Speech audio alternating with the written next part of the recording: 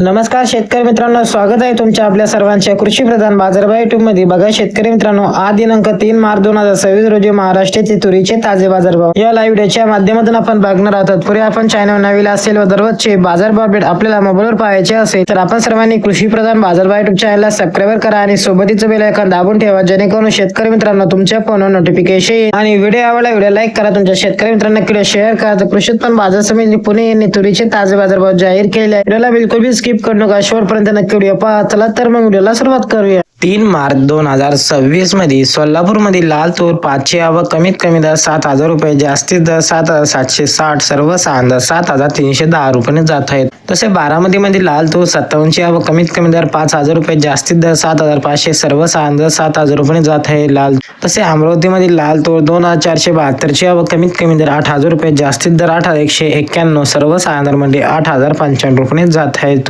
तसेच जळगाव मध्ये लाल तूर 53 आवक कमीत कमी दर 7,005, जास्तीत दर 7,300, सर्वसाधारण दर 7,005 रुपये जात आहेत. तसे यवतमाळ मध्ये लाल तूर 90 आवक कमीत कमी दर 6,800 रुपये, जास्तीत दर 7,500, सर्वसाधारण दर 7,150 रुपये जात आहेत. तसे मालेगाव मध्ये लाल तूर 30 आवक कमीत कमी दर 6,500 रुपये, जास्तीत दर 7,100, सर्वसाधारण दर 7,001 जात आहेत. तसे पाचोरा मध्ये लाल तूर 200 आवक कमीत कमी दर 7,000 रुपये, जास्तीत दर 7,609, सर्वसाधारण दर 7,311 रुपये जात आहेत.